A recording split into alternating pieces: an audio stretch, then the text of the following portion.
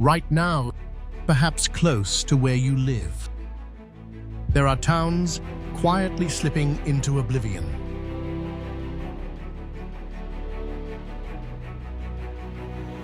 No rent, no neighbors, no one to disturb me.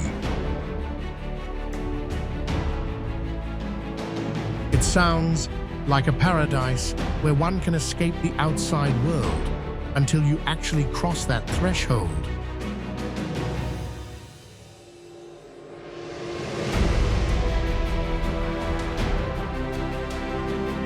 Expansive avenues, skyscrapers, and storefront signs still stand as if time itself had frozen. Yet, the pulse of life has vanished entirely, giving way to wild weeds and howling winds.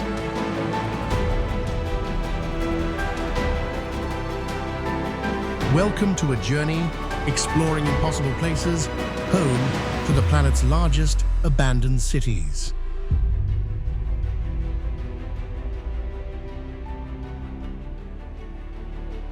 Belchite is not a town abandoned due to economic decline or natural disaster.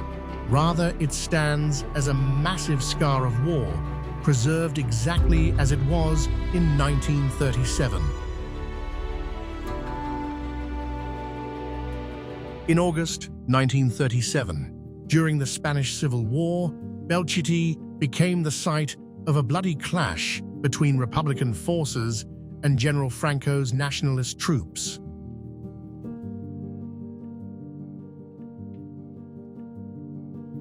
In just 15 days, thousands of people lost their lives and the entire town was leveled by bombardment.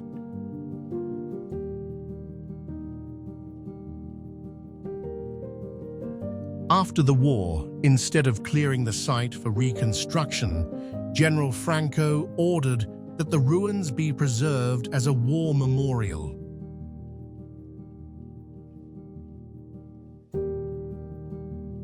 Along the main avenue, Mayor centuries-old houses in Baroque and Mudéjar styles now stand as mere skeletons.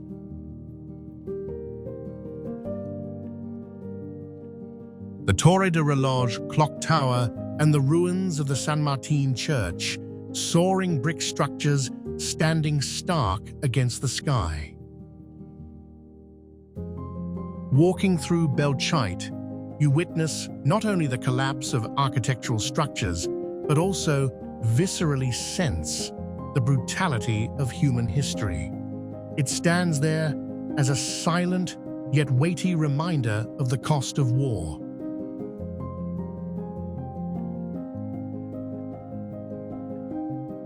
The most prominent structure is Pueblo Bonito, a D-shaped complex rising 4 stories high with over 600 rooms.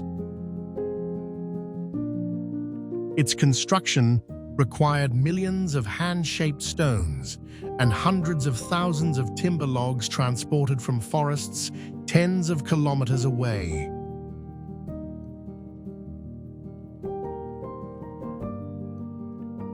The great halls and windows at Chaco were precisely aligned with the cycles of the sun and moon to facilitate spiritual rituals.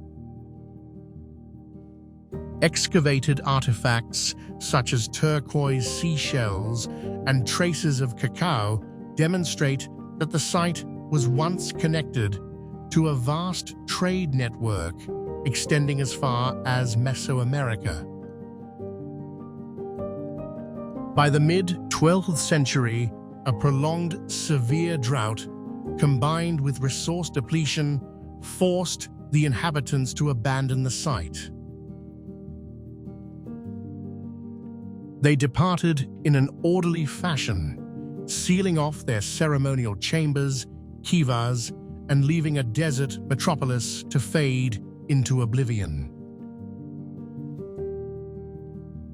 Witnessing firsthand the towering stone walls that have endured for a millennium amidst the vast emptiness, one truly appreciates the timeless ingenuity of the ancients.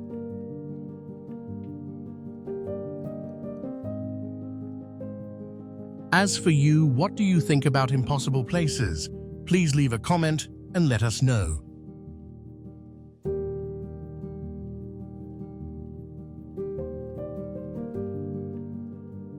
While Chernobyl was a nuclear disaster that forced people to flee in haste, leaving behind open books and toys scattered on the floor, Agdam fell victim to war and calculated destruction.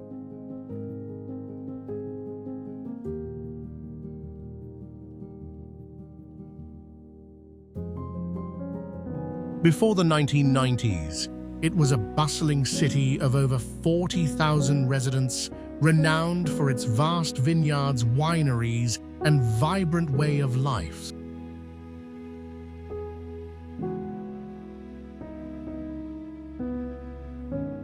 However, following the Nagorno-Karabakh War, Agdam was occupied. The entire population was displaced, and the city was subsequently razed to the ground.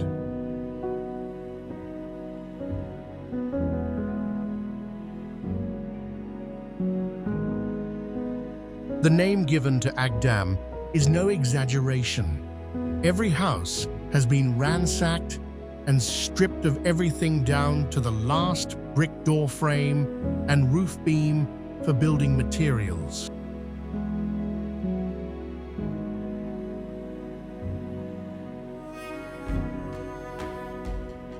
It is no longer merely a collection of abandoned buildings. It has become a vast expanse of rubble stretching to the horizon.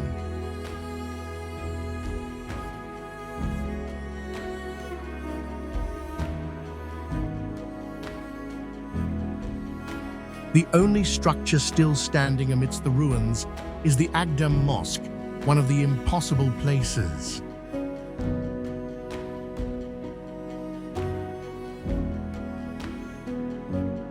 Its two spires rise into the air like silent witnesses to history.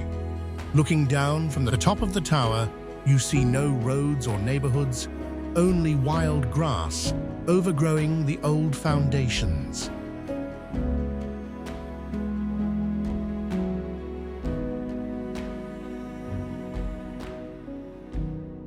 Agdam is not merely a ghost town designed to attract adventure seekers.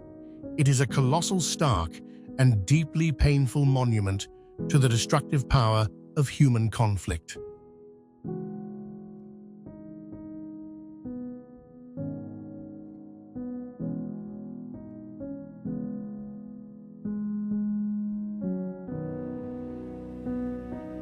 Sanzhi Pod City in Taiwan was not merely an abandoned complex.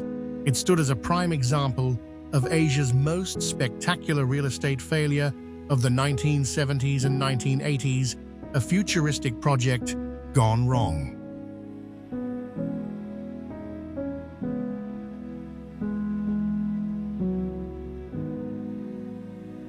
Boasting an ambitious UFO Futuro architectural style, Sanzhi was originally envisioned as a high-end resort for US military personnel and the elite.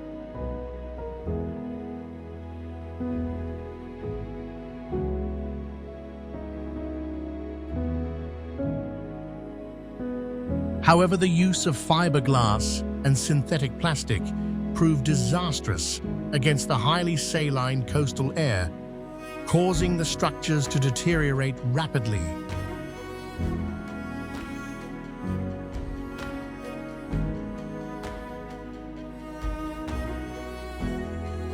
A series of notorious accidents during construction, coupled with the sudden withdrawal of investor funding, transformed the project into a ghost city.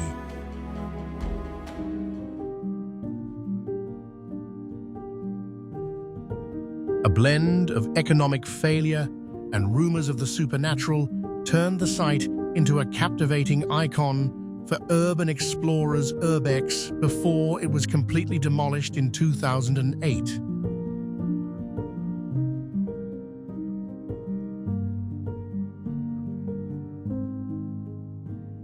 Despite never having welcomed a single vacationer, the surreal, desolate beauty of these flying saucers became an endless source of inspiration for artistic photography.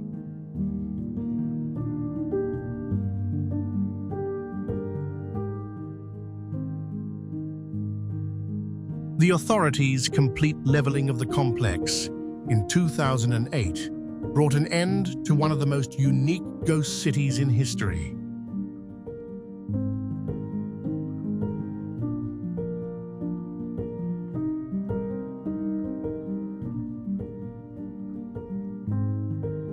Turning it into a legacy that survives only in photographs and the memories of enthusiasts.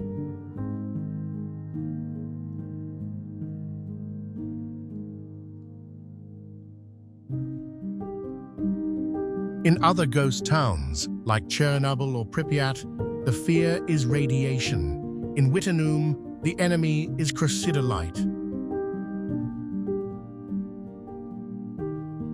The pristine beauty of Wittenoom Gorge is deeply deceptive. A mere breeze can send millions of microscopic crucidolite fibers drifting into the air. Inhaling just a single fiber allows it to lodge in your lungs, paving the way for mesothelioma, a form of lung cancer, to strike 20 to 30 years later. What astonished me most was the Australian government's ruthless determination.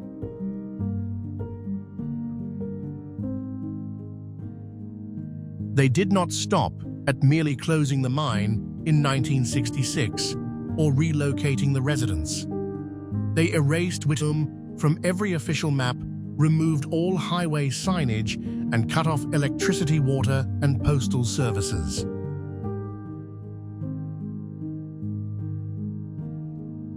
By 2023, the last house there had been razed to the ground.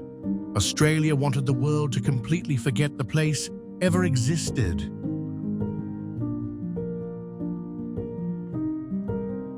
In the 1950s, Wittenoom supplied up to 90% of Australia's blue asbestos, providing a livelihood for thousands of families.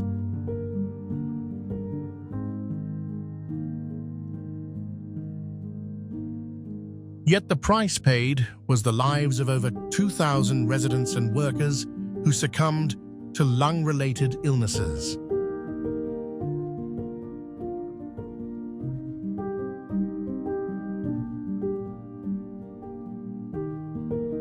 Once a bustling town where Greek and Turkish residents lived side by side in harmony, Kayaköy fell into desolation following the historic population exchange of 1923.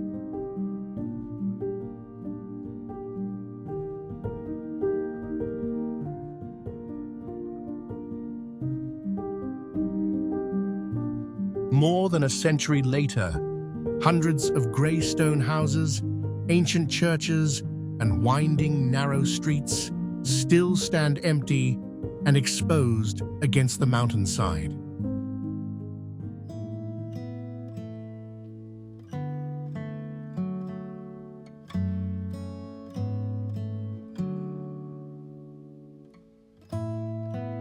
The atmosphere in Kayaköy possesses a breathtaking, melancholic beauty.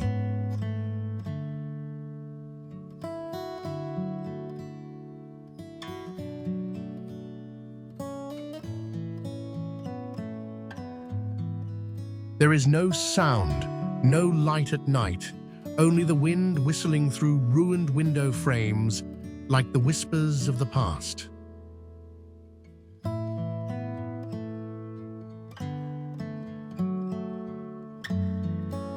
This is not merely a historical site, but a true ghost town, a place where human-built architecture is being gradually reclaimed by nature in absolute silence.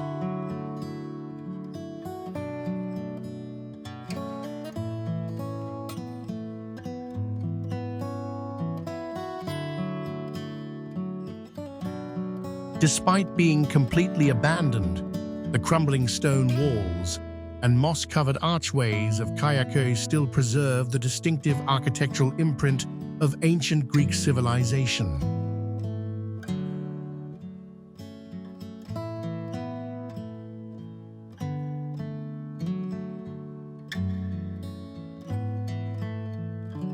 Viewed from the hilltop, the sight of hundreds of ruined houses shrouded in mist creates a scene that is at once surreal and hauntingly evocative.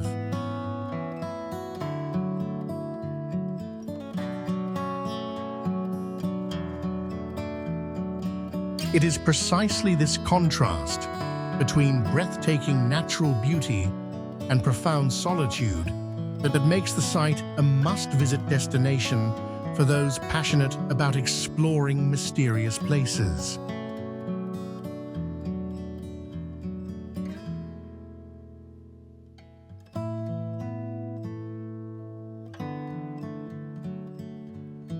Once a bustling coal mining town, Centralia transformed into a true ghost town, following a historic underground mine fire in 1962.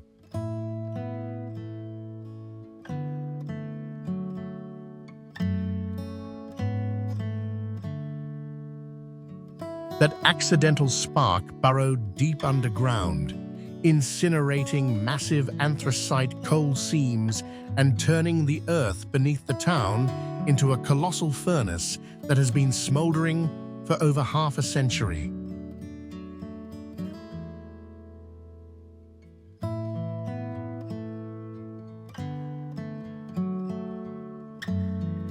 Cracked roads spewing plumes of toxic sulfurous smoke, sudden ground collapses, and an oppressively haunting atmosphere.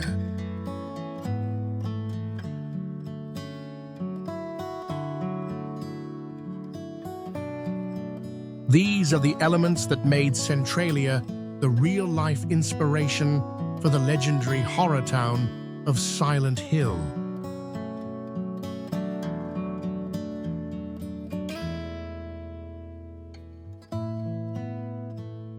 Today, most homes have been razed and residents forcibly relocated. All that remains are stretches of roads scarred by graffiti and a disaster that continues to burn beneath the feet of passers-by.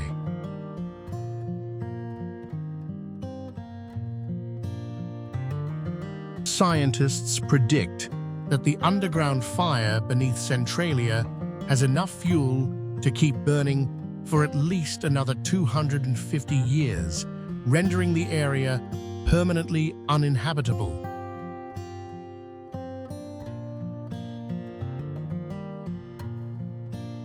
It stands as the most vivid and chilling testament to how a minor human error can wipe a thriving community off the map.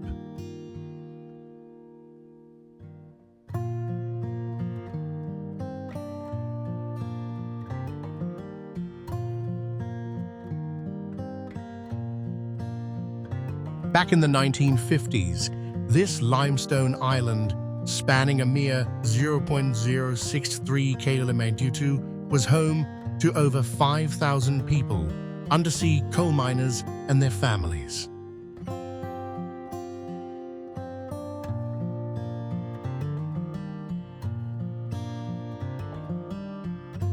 It once boasted schools, a hospital, a cinema, restaurants, and some of Japan's earliest reinforced concrete apartment buildings.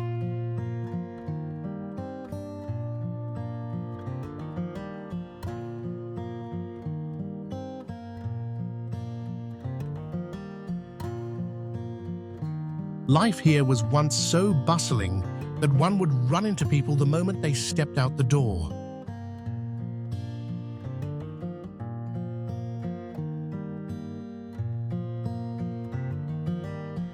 However, in 1974, as oil replaced coal, the mine was shut down.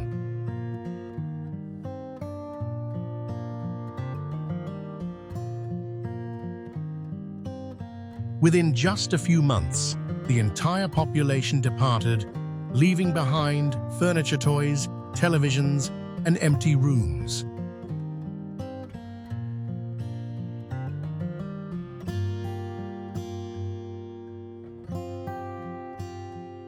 The exodus was so swift that it felt as though time here had instantly frozen.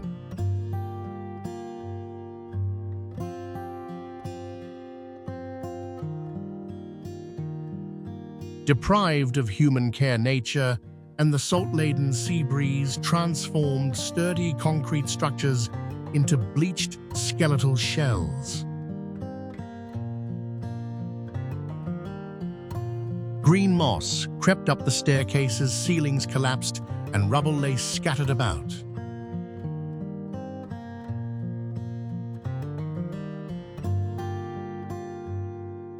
In the 1970s, Varosha was a premier fashionable resort paradise that captivated Hollywood stars such as Elizabeth Taylor and Richard Burton.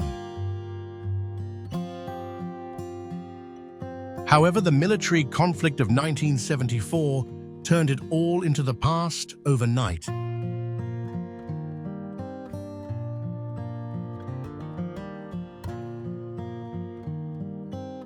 The entire population was forced to flee in haste, leaving behind a fully developed coastal metropolis that was completely sealed off.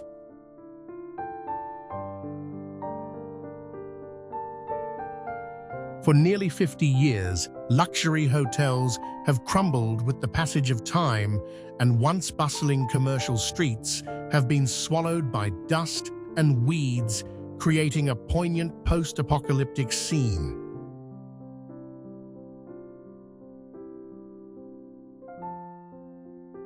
Varosha is not merely a ghost town, but a frozen witness to history.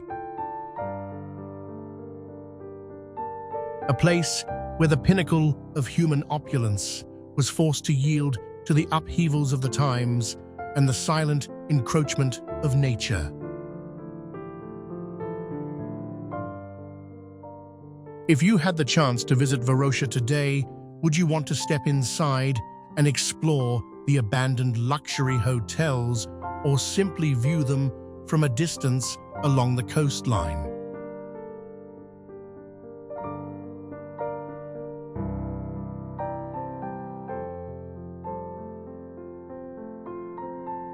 It is truly unbelievable, an entire bustling city with a history spanning over 300 years, dating back to the Tang dynasty, now lies like a precious gem, perfectly preserved beneath the water.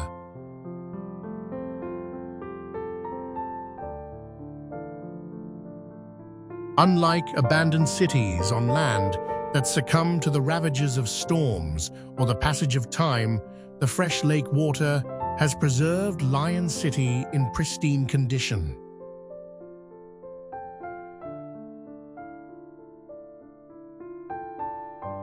Its 1,000-year-old walls, 5 sturdy gates, and rows of buildings featuring distinct Ming and Qing architectural styles remain standing firm.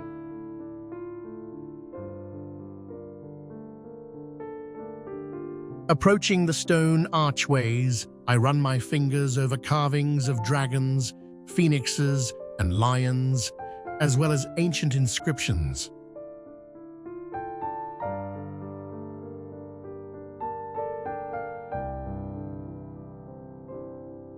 They are so sharp and distinct that they seem to have been carved only yesterday, rather than having spent over half a century at the bottom of the lake. In 1959, the authorities flooded the valley to create the Shinan River Dam, forcing the evacuation of 290,000 people.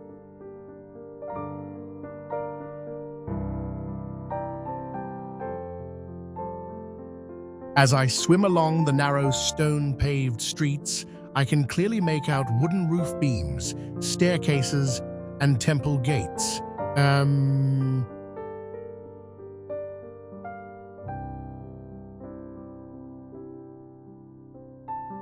It feels as though the residents had just moved out this morning, leaving behind an atmosphere that is both haunting and magnificent.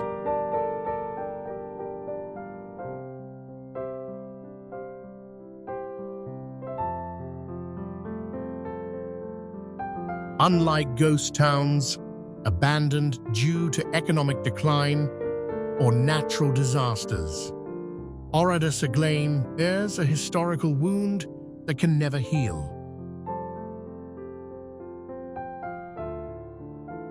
On June 10, 1944, this entire peaceful village was completely destroyed by a Nazi SS division, claiming the lives of 643 residents in the span of just a few hours.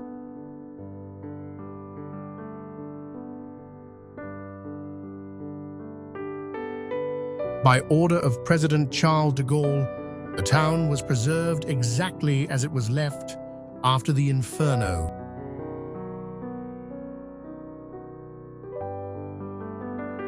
With rusted vintage cars sitting abandoned on the streets, a child's bicycle with a broken chain, and dust-covered sewing machines in a workshop.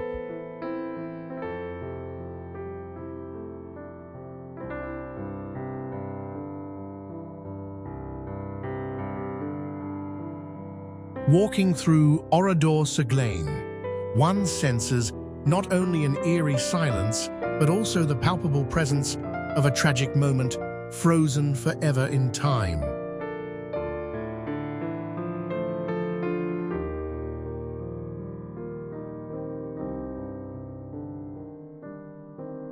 Every step taken along the tree-shaded paths of Oradour-sur-Glane, past rows of roofless, desolate houses, leaves one hushed in the face of the devastation war can wreak.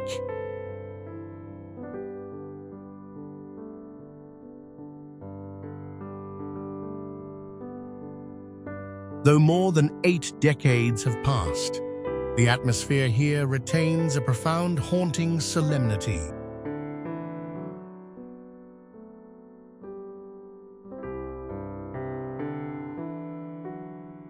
It is not merely a site of somber reflection, but a silent testament to remembrance and reverence for the souls of the departed.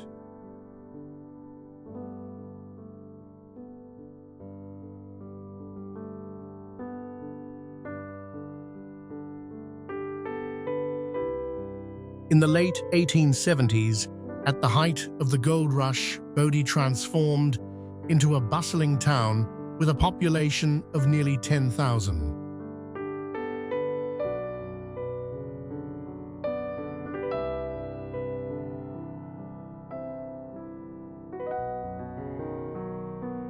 At its peak, the site boasted 2,000 buildings, over 60 saloons, theaters, casinos, and chaotic red light districts.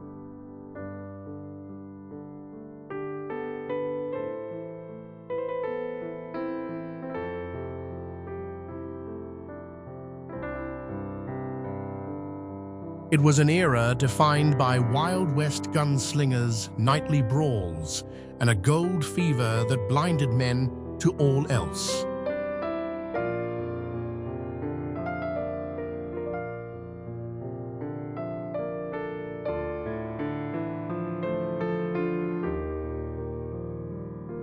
As the gold mines ran dry and fires swept through the area, the population abandoned the town in droves.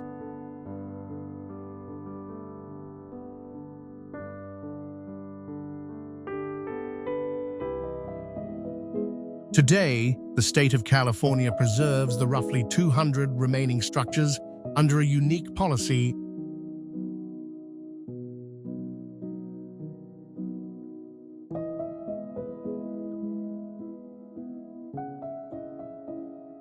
No new construction and no cosmetic restoration. Instead, the buildings are maintained in their state of decay, exactly as they were the moment they were abandoned.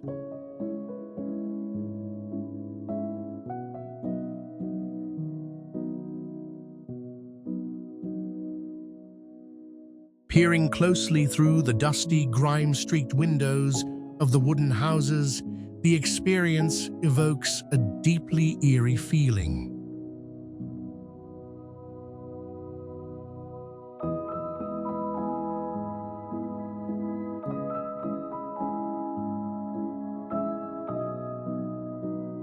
Bodie is not merely a ghost town, it is a wooden time machine that captures the raw essence of the gold rush.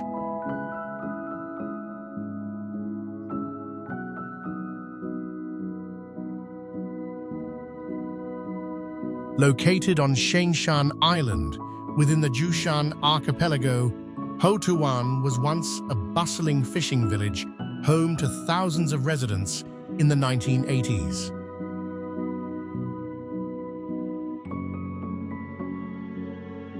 However, geographical isolation and trade difficulties eventually drove the population to relocate to the mainland, leaving the town completely deserted by the 1990s. In just a few decades, Mother Nature staged a wondrous invasion.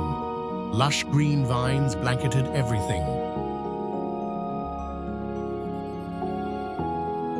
From rooftops and stone walls to the smallest steps transforming the entire village into an ethereal green labyrinth, reminiscent of a Studio Ghibli film. This wild, slightly eerie, yet vibrant beauty stands as a powerful testament to nature's boundless capacity for regeneration once humans depart.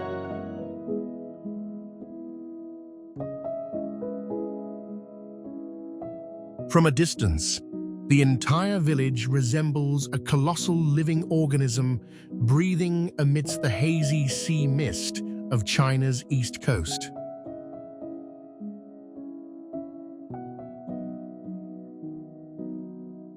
The striking contrast between the lush greenery and the drab concrete skeletons of the old structures creates a visual spectacle that is both captivating and deeply nostalgic.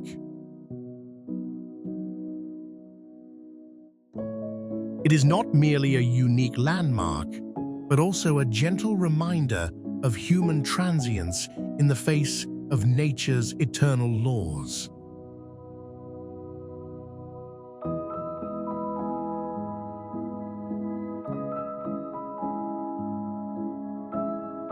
Viewed from afar, Akarmara does not wear the drab grey of death. Instead, it is cloaked in an eerie deep green.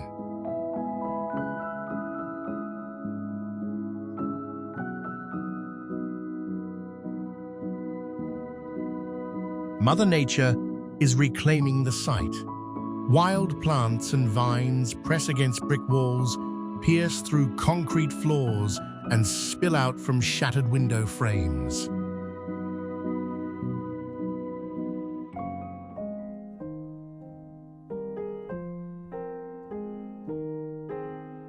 The contrast between the magnificent neoclassical architecture and the untamed jungle creates a town that feels like a haunting natural cyberpunk landscape.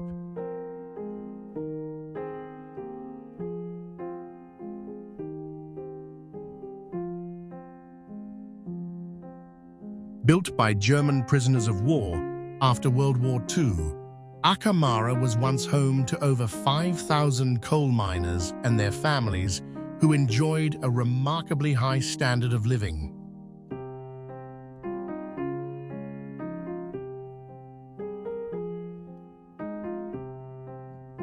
Strolling along the winding avenues, one can still discern the outlines of upscale apartment buildings, a theater, a hospital, and grand parks. Yet today, they are nothing more than hollow shells.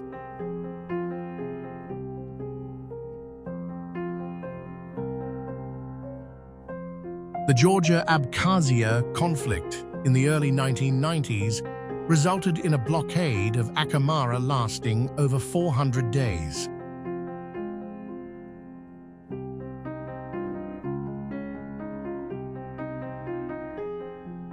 The sound of artillery fire permanently silenced the town's once vibrant life.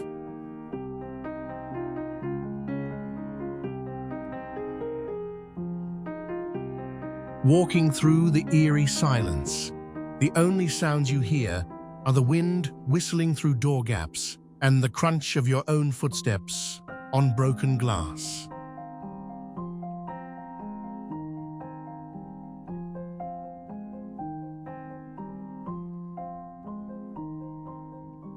This is not merely a ghost town, but a time capsule that perfectly preserves the memory of the Soviet era deep within the Arctic.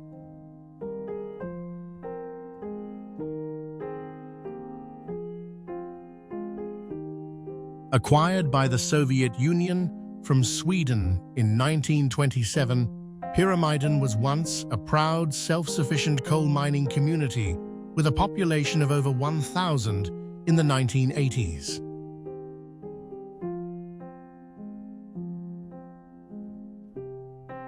In 1998, the coal mine closed due to a lack of economic viability. Residents evacuated hastily, leaving the entire infrastructure virtually intact.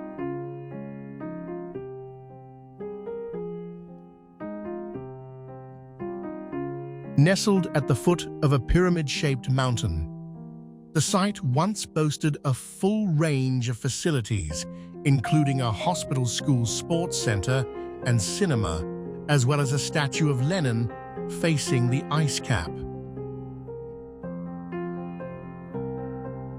Upon entering the buildings, you will find books left open on tables, musical instruments resting on the assembly hall stage, and medical equipment in the hospital.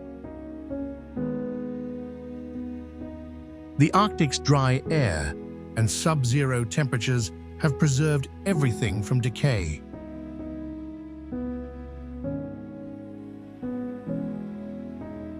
Once the town's spiritual heart, it housed a grand piano that had been transported further north than any other in the world.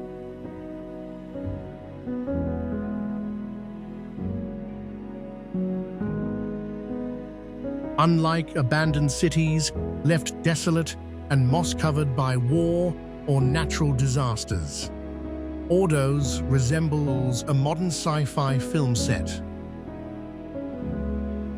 You will find yourself facing smooth 8 to 10 lane boulevards, sprawling plazas covering tens of hectares, luxurious high-rise apartment complexes. The most unsettling aspect is the sound or lack thereof.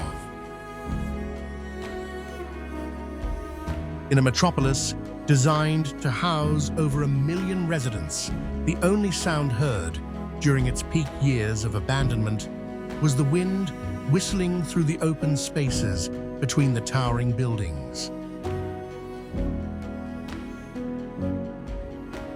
Riding the wave of the early 2000s coal mining boom, local authorities poured billions of dollars into transforming this desolate area into a futuristic metropolis. Real estate prices were once driven up to astronomical levels, attracting countless opportunistic investors. However, as the government tightened policies and the coal market stagnated, investors withdrew. The city was completed, yet no residents moved in due to a lack of jobs and supporting services at the time.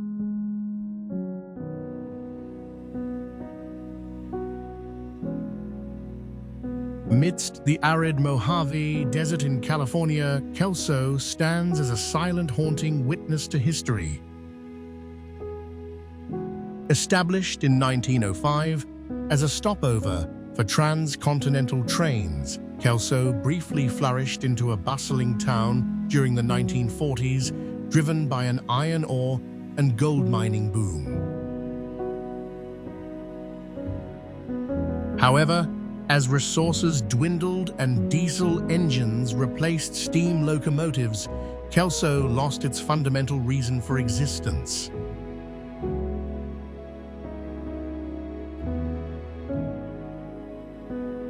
The most prominent surviving landmark is the Kelso Depot, a magnificent Spanish-style structure standing solitary amidst the dust and sand.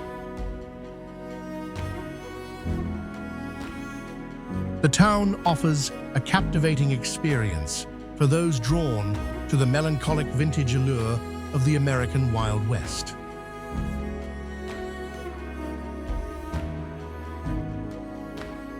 Kelso is not merely a ghost town. It is a snapshot in time, reflecting the harsh realities of an era.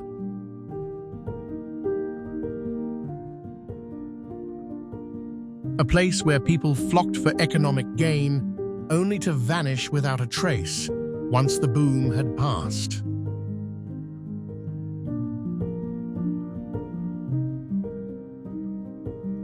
Looking at this desolate scene, we come to realize just how fragile human prosperity can be in the face of the ruthlessness of time and nature.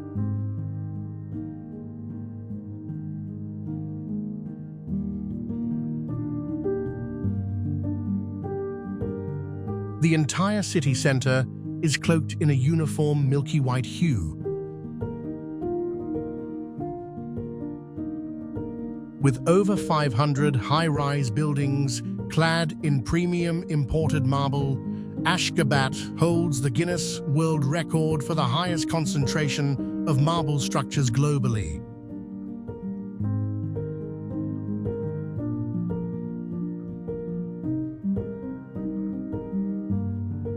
Yet this absolute uniformity creates an artificial atmosphere devoid of a natural living pulse.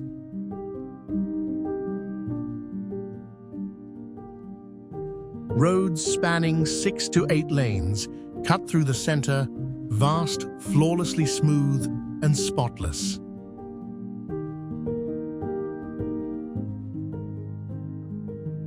One could stand at an intersection for minutes without seeing a single car or pedestrian pass by.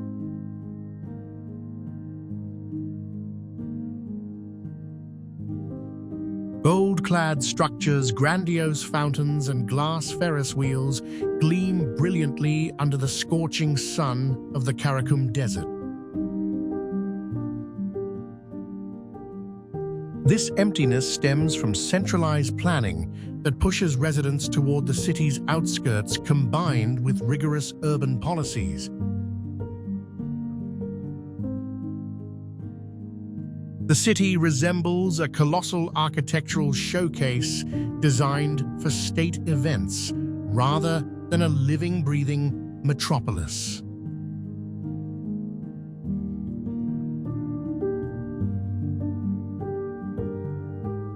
Tianducheng was built with the ambitious goal of faithfully recreating the French city of light.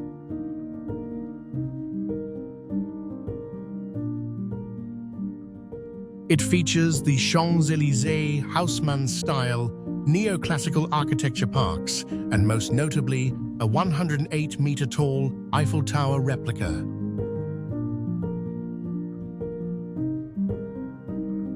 Years ago, international media labeled it a ghost town due to its rural location and lack of connecting infrastructure. However, it was actually a classic example of China's build-ahead-of-demand model. Its current revival might come as a surprise. Today, Tianducheng is no longer a ghost town in the true sense of the word.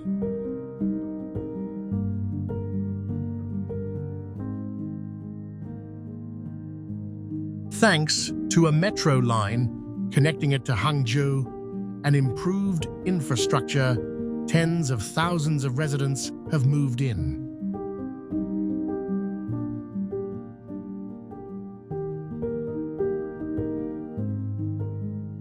Once merely a quiet backdrop for wedding photography, the area has transformed into a bustling urban district.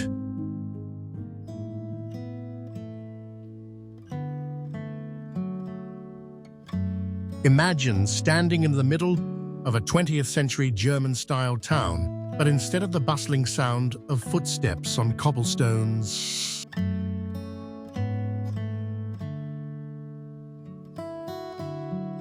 it was established in the early 1900s after a railway worker accidentally discovered diamonds lying right on the desert sands.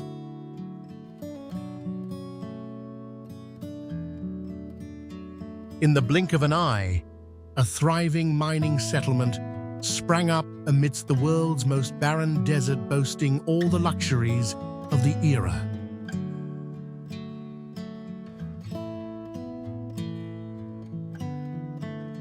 When richer diamond deposits were discovered further south, in 1928, residents began to leave.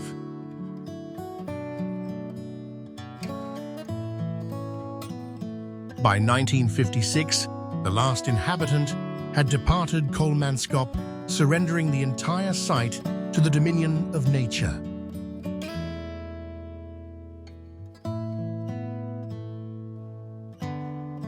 The sands of the Namib Desert have swallowed up every house, pouring through window frames and burying rooms that were once the height of luxury.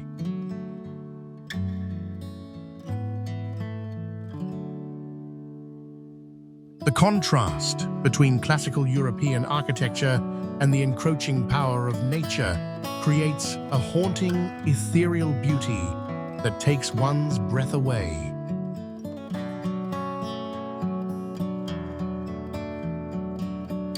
This is more than just a ruin. It is a poignant reminder of the fleeting nature of human prosperity in the face of nature's eternal power.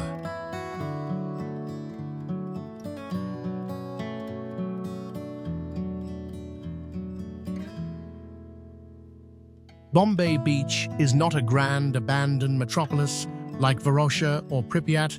Rather, it is a 1950s resort haven that has been swallowed by nature and ecological disaster.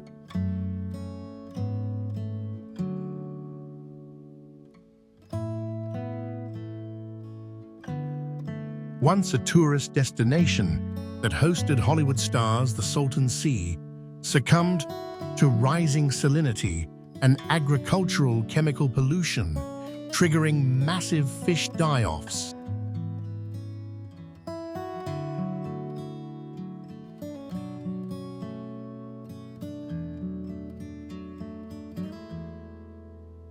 The once picturesque shoreline is now blanketed in crushed seashells and the dried, brittle remains of fish skeletons.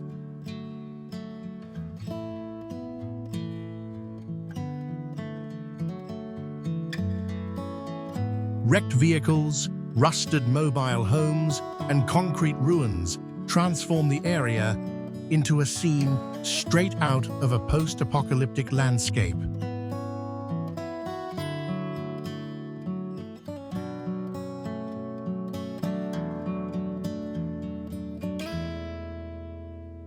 Remarkably, however, Bombay Beach has not completely succumbed to ruin.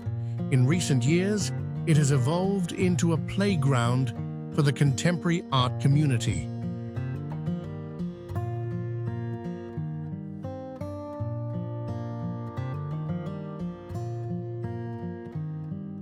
Artists are repurposing the very ruins and scrap metal found there to turn the site into a unique open-air installation art museum.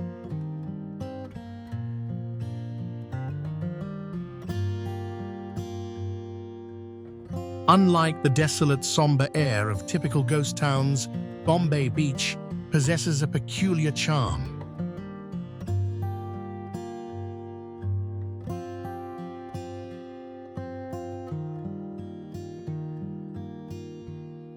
It is a fusion of ecological disaster and vibrant artistic energy, a testament to the human capacity to resurrect beauty from the ruins.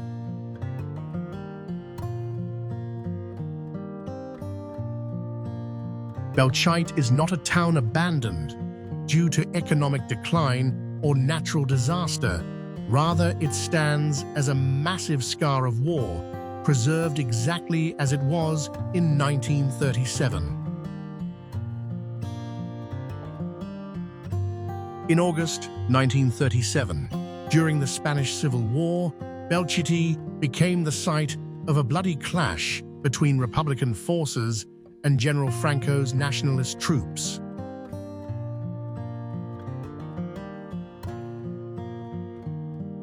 In just 15 days, thousands of people lost their lives and the entire town was leveled by bombardment.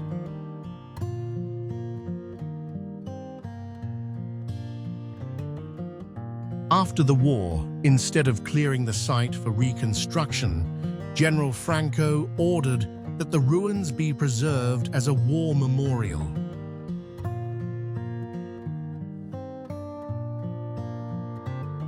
Along the main avenue, Kalamayor centuries-old houses in Baroque and Mudejar styles now stand as mere skeletons.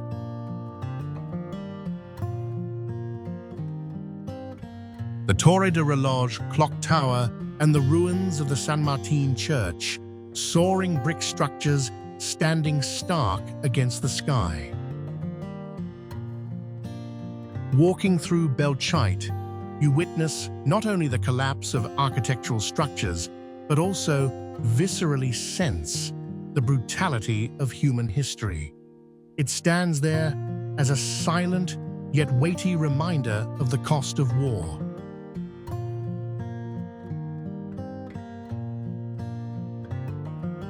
The most prominent structure is Pueblo Bonito, a D-shaped complex, rising 4 stories high with over 600 rooms.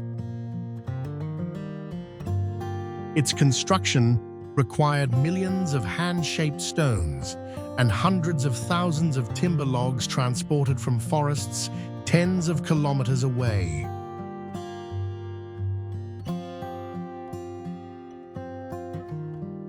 The great halls and windows at Chaco were precisely aligned with the cycles of the sun and moon to facilitate spiritual rituals.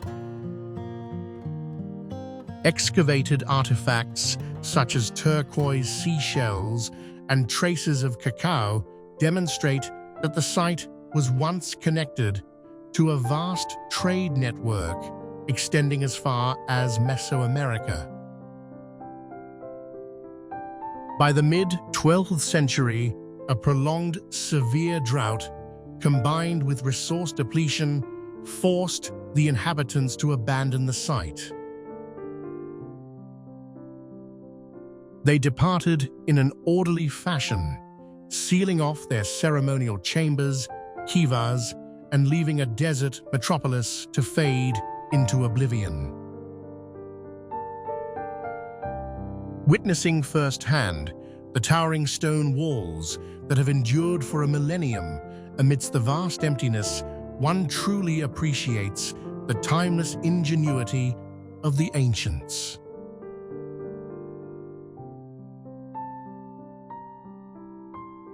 As for you, what do you think about impossible places? Please leave a comment and let us know.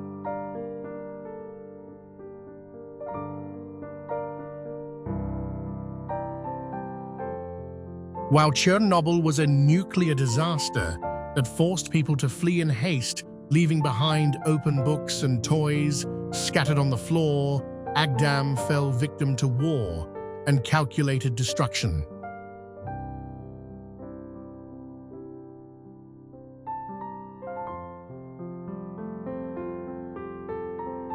Before the 1990s, it was a bustling city of over 40,000 residents, renowned for its vast vineyards, wineries, and vibrant way of life.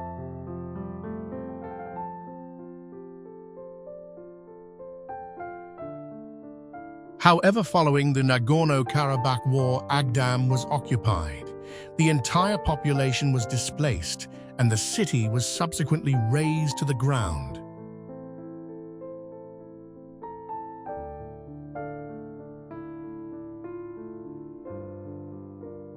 The name given to Agdam is no exaggeration. Every house has been ransacked and stripped of everything down to the last brick door frame and roof beam for building materials.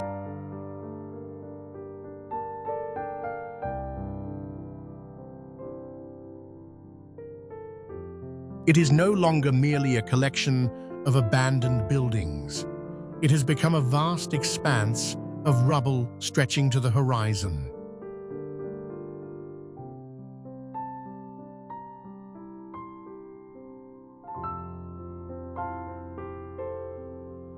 The only structure still standing amidst the ruins is the Agdam Mosque, one of the impossible places.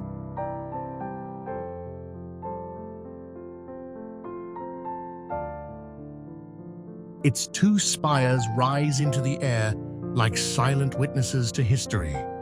Looking down from the top of the tower, you see no roads or neighborhoods, only wild grass overgrowing the old foundations.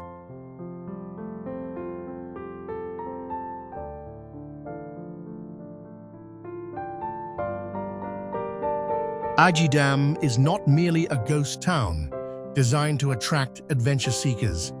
It is a colossal, stark, and deeply painful monument to the destructive power of human conflict.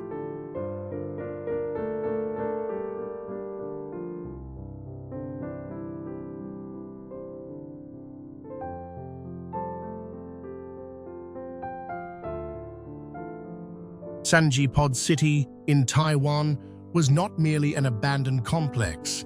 It stood as a prime example of Asia's most spectacular real estate failure of the 1970s and 1980s, a futuristic project gone wrong.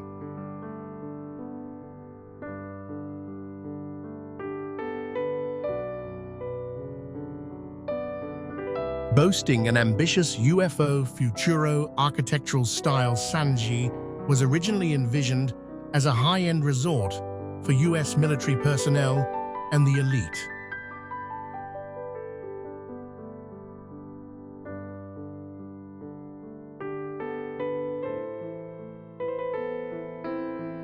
However, the use of fiberglass and synthetic plastic proved disastrous against the highly saline coastal air, causing the structures to deteriorate rapidly.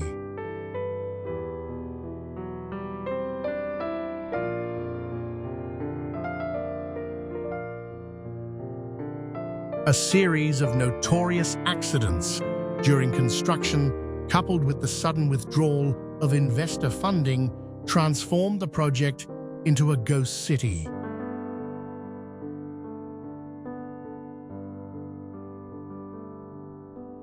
A blend of economic failure and rumors of the supernatural turned the site into a captivating icon for urban explorers urbex before it was completely demolished in 2008.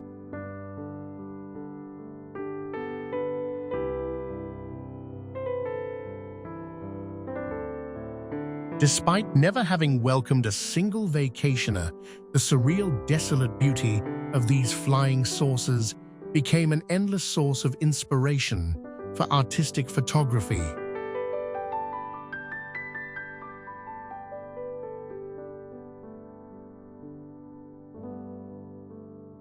The authorities' complete leveling of the complex in 2008 brought an end to one of the most unique ghost cities in history.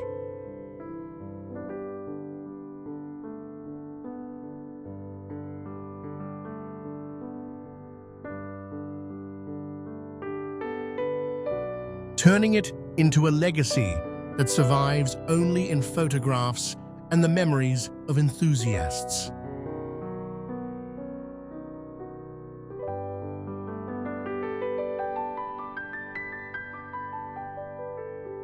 In other ghost towns, like Chernobyl or Pripyat, the fear is radiation.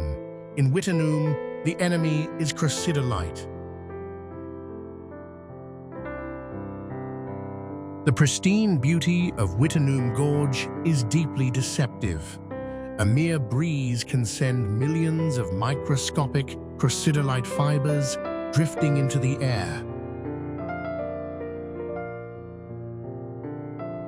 Inhaling just a single fiber allows it to lodge in your lungs, paving the way for mesothelioma, a form of lung cancer, to strike 20 to 30 years later. What astonished me most was the Australian government's ruthless determination.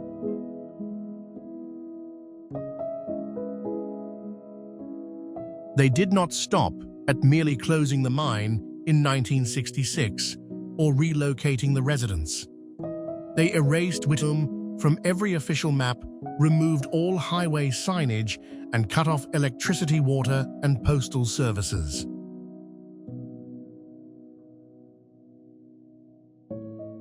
By 2023, the last house there had been razed to the ground. Australia wanted the world to completely forget the place ever existed.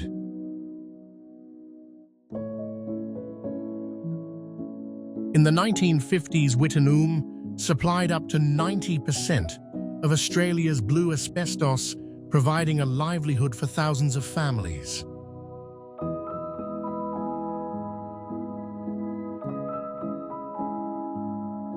Yet the price paid was the lives of over 2,000 residents and workers who succumbed to lung-related illnesses.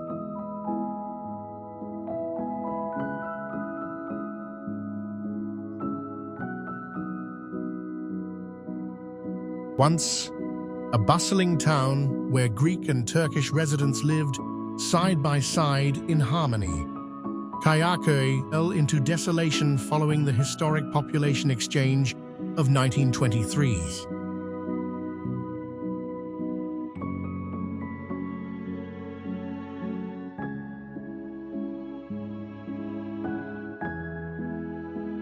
More than a century later, hundreds of grey stone houses, ancient churches, and winding, narrow streets still stand empty and exposed against the mountainside.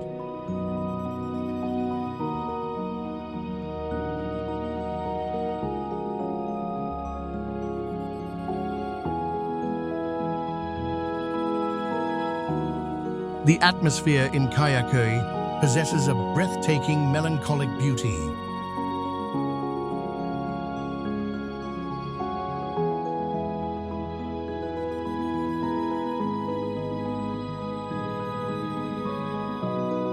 There is no sound, no light at night, only the wind whistling through ruined window frames like the whispers of the past.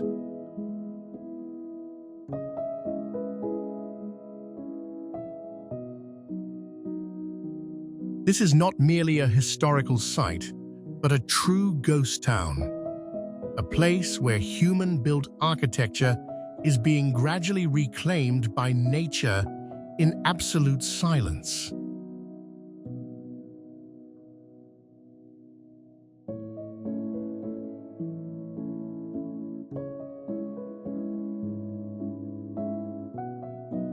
Despite being completely abandoned, the crumbling stone walls and moss-covered archways of Kayaköy still preserve the distinctive architectural imprint of ancient Greek civilization.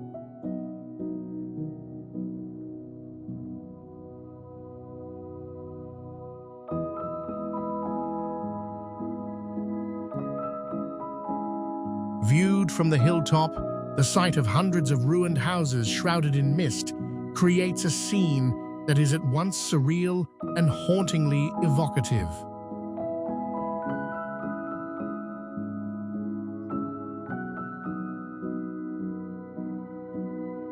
It is precisely this contrast between breathtaking natural beauty and profound solitude that makes the site a must-visit destination for those passionate about exploring mysterious places.